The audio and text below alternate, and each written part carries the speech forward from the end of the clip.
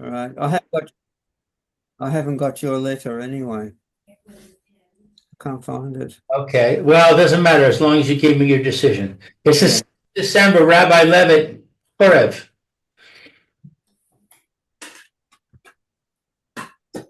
Okay, Roy was in the middle of making a comment. Asking a question. In Bnei Yaakov, we've got one family, Kohanim. The father goes up, and his little children come up too, and they put talasim over them, the boys, and even some of the little tiny girls come up, and the boys say the bracha and the benching. They do all the. They're about sort of 7 or 8, something like that. Uh-huh. Yeah, okay. So what do you want to know? Is that Is that generally done? No, it's not generally done. done? Is it acceptable in any way? I mean, hey, look, um, right? There's such a thing as chinuch, Yeah, I chinuch know. abonim, right? Yeah, but And at the age that they're capable of doing the mitzvah, yeah, it's that's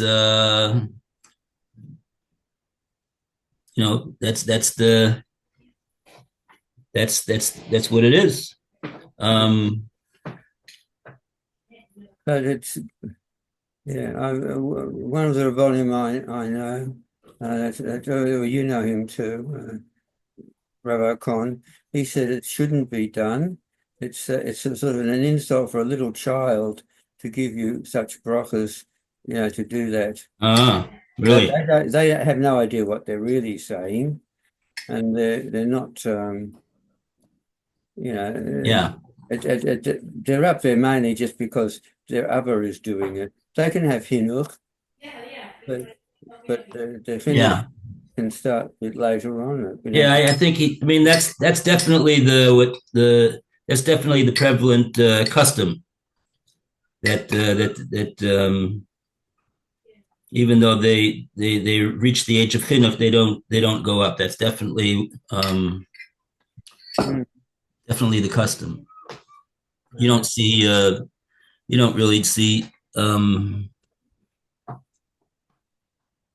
not in shuls that I've seen here in Neve Yaakov. I don't see it.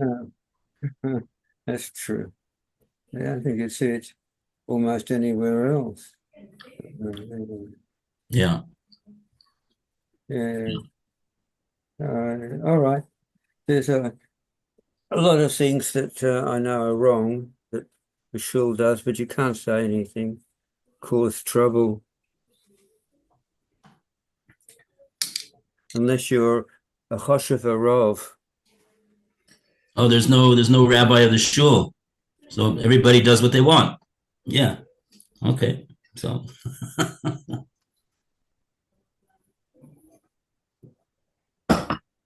yeah.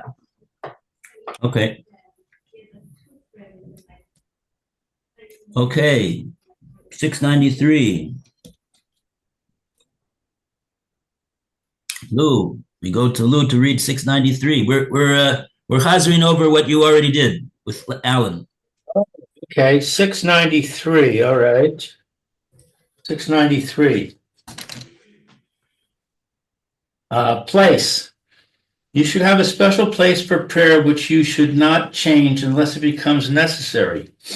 Also, for your prayers at home, you should have a special place which causes you the least disturbance. In approaching Hashem in your prayer, you should withdraw from the distractions of life.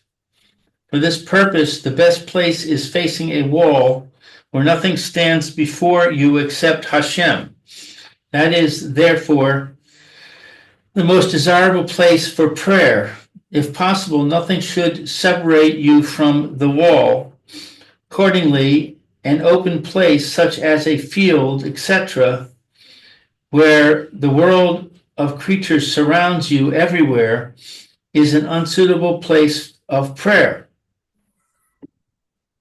Do not stand on a bench, chair, or similar object, nor on a platform 3 handbreadths high unless it is done with the intention of allowing the congregation to hear the prayer.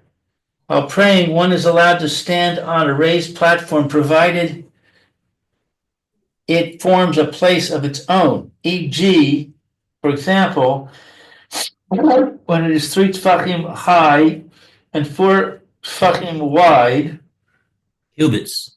four amos wide, or when bordered by walls. In paragraphs 659 and 660, the importance of communal divine service has been mentioned as a force which purifies, disciplines, and sublimates. In such a case, even the mere entering of the place designated for communal divine service uplifts and ennobles. You should always attempt to pray with the congregation in the house of prayer. If you are prevented from praying at the time when the congregation conducts the divine service, then still pray in the congregational house of prayer, though you are alone at the time. Nothing which may distract your attention should be in your view. No pictures or figures, even if they are not of a plastic nature. Certainly no mirrors or similar objects. Concerning the essential decoration of the house of prayer, see paragraph 706.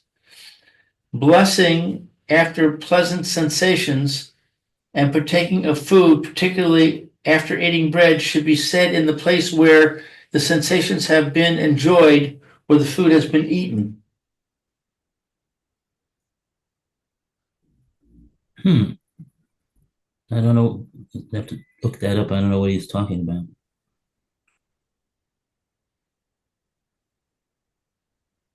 Should be said in the place where sensations haven't been enjoyed or food has been eaten. Why is he talking about eating in the shul?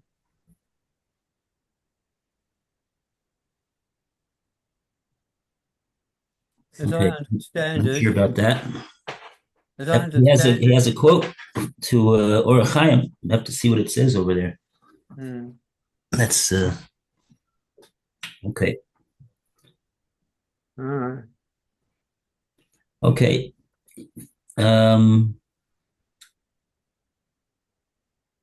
Right.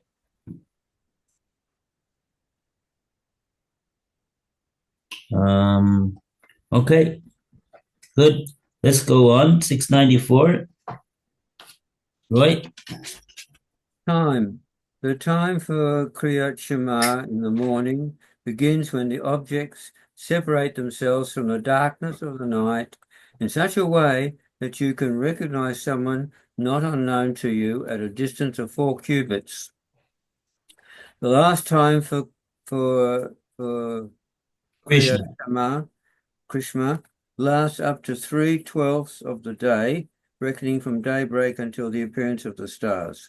The most suitable time is shortly before sunrise, so that you will have ended Kriyat Shema with the sunrise, and then can say the Amidah immediately afterwards. In case of need, morning Kriyat Shema can be said with daybreak. And the Birkas Yotzer Or recited when white is distinguished from blue.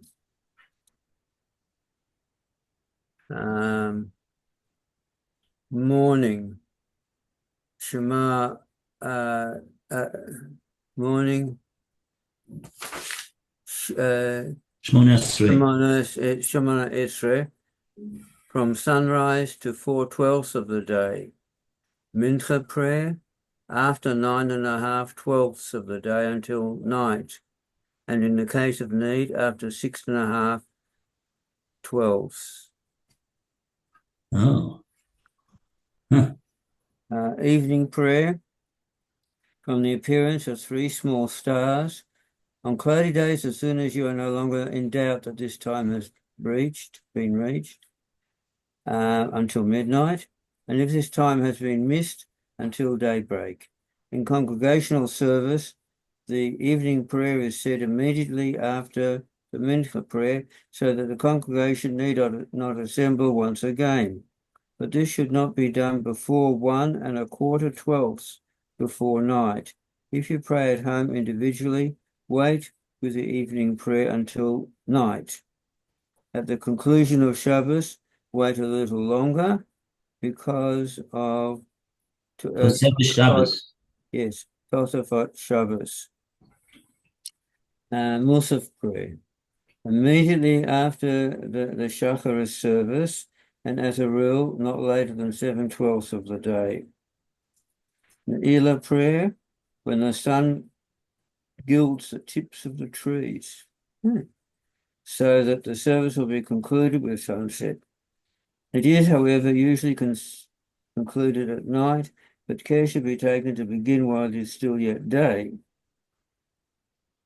The end of night, before the awakening of creation, when once again new life begins to rise, is considered as particularly suitable for religious meditation. The end of the night, before the awakening of creation. This time is therefore appointed primarily for the Slichas prayers, which are meant to inspire the emotions during the day of Rosh Hashanah and Yom Kippur, days designed to claim the emotional life for introspection and sublimation. One begins by reciting Slichas on the Sunday before Rosh Hashanah, but when Rosh Hashanah falls on Monday or Tuesday, then they are said on the Sunday of the previous week. At other times also, you should pull yourself loose from the bonds of sleep to approach your Creator early in divine worship. Your task is to awaken the dawn. So high is the dedication of the thought of communal prayer that even though you are prevented from going to the house of God, you should yet observe prayer at home at the time when the congregation is assembled for prayers in the house of God. In this way, you join, at least in spirit, your individual prayers to their communal prayers.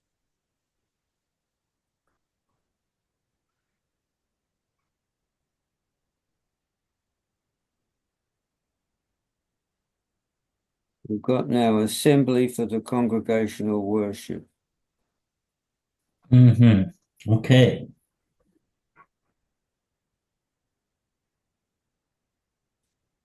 Okay.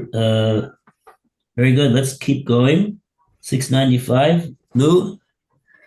Assembly for the congregational worship. Congregational worship such as Kedusha, Nasias Kapayim, Yeah. Kriyas HaTorah, Baruch Hu, and Kaddish, etc., requires an assembly of 10 male adults. Such an assembly forms in divine worship an Ada, a congregation.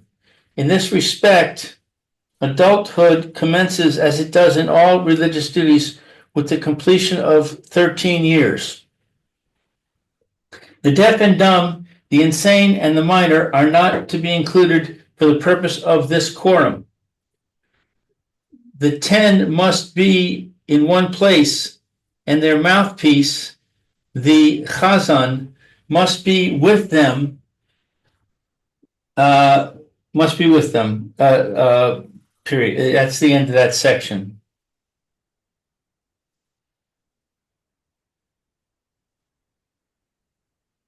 Take another one, please. Okay.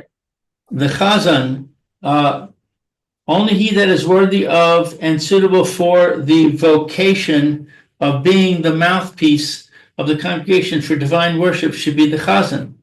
Suitability for the post of chazan includes a godly way of life, a good reputation, a modest manner, being beloved by the community, the possession of a pleasant voice and delivery, and a knowledge of the Tanakh.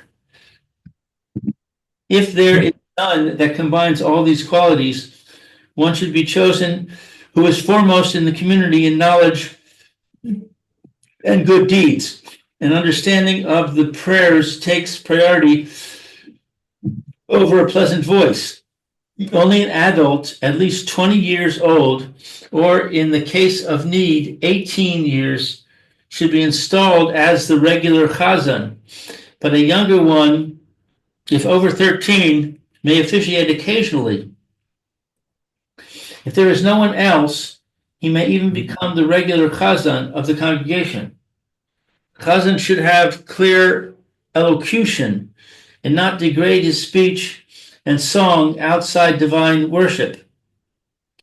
His speech and song should always be pure and chaste, not estranged from the godly, and in particular, his life must be free from taint.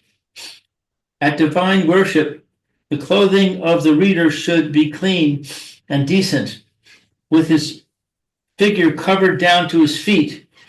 No one may step forward against the will of the congregation to serve as their chazan, and amen should not be responded to the blessing of him who thrusts himself forward forcefully as the chazan. One should generally not provoke any quarrels concerning the right to fulfill any mitzvah in divine worship. In small congregations especially, it is advisable that only the official chazan should, as a rule, step forward.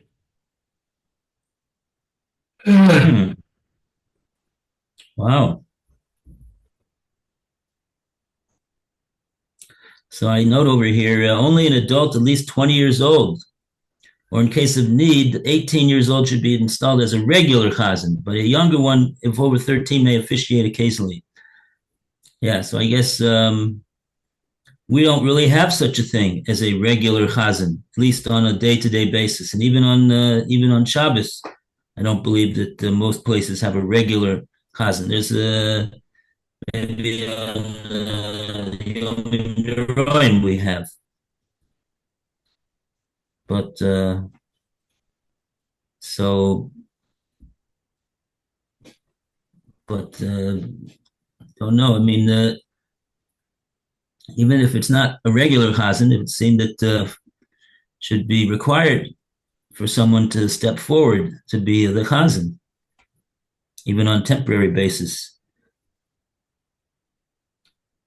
But somehow it doesn't happen like that. Okay. Okay, 697. Back to Roy. The duty of divine worship. Women do not have the duty of Kriyat Shema. Compare the first section of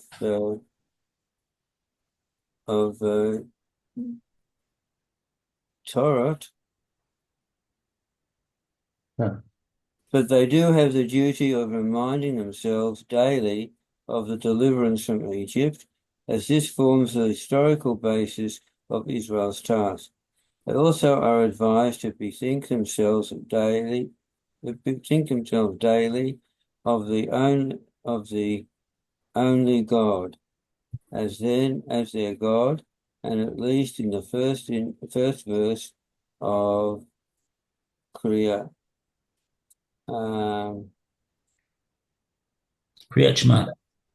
Shema. They have the day of the daily divine divine inner service, but not all of the prayers and commandments in their complete observance. They have the duty of saying grace, of listening to the public reading of the Torah. Children, as soon as they are able, should be taught to recite such prayers as Kriyat Shema, Mida, Birkas Hamazon, and others. And Onan, is free from the duty of divine worship, except on the Shabbos and on Yom Tov. Similarly, all who must busy themselves with the dead, provided they cannot fulfill both duties at the proper time, included in not having to daven. One may not worship within 4 cubits of the dead, or in the room where he lies, or in the place of his burial.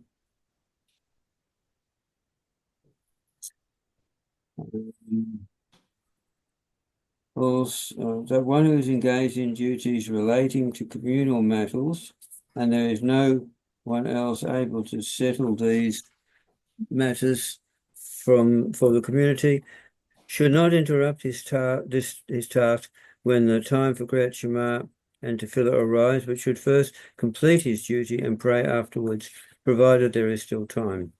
He should, however, interrupt his work in order to say the first verse of Kriyat Shema, which needs special devotion, kavanah. Should other business have been commenced before the time for the duty of divine worship, it may be completed and prayers said afterwards. If such business begins at the time when the duty of divine worship has already come, it should be interrupted in order to pray. Praise be he that interrupts his work, in any case, out of fear, lest the time for divine worship may pass. In the mornings, do not begin any other matter before you have said the morning prayers, unless it be a journey that cannot be postponed. Do not eat or drink anything except water before you pray. Food and drink for the healing purposes are permitted. They are likewise permitted when otherwise you cannot give suitable devotion to your prayers. Hunger and thirst are, in such a case, regarded as statistics of illness, and the food and drink which satisfy as medicine. You may not even study the Torah before prayer, if it be fearful that you thereby may miss the time allotted for worship. It is permitted to teach Torah to others before worship. It is permitted to take some food before Musaf. Activities that might easily lead to the omission of prayers should not be started half an hour before the time of the other divine services, that is, before Mincha and Mariv, etc. It is regarded as fitting to give alms before prayer. We must regard the prayers handed down to us as a means of fulfilling the divine inner service by taking to heart the mind, the most important thoughts contained in the prayers. Our inner self becomes purified and uplifted. For instance, it cannot be a matter of indifference whether or not we have brought these thoughts completely and suitably before our inner self for our absorption. All cases arising from doubt, interruption, mistakes, interests, etc., and other questions not indicated here are dealt with in the instructions given in the Orach Chaim. In the foregoing, we have attempted a presentation of the prayers instituted by our sages. They represent regularly recurring demands upon us to purify, raise, dedicate, and strengthen our inner self.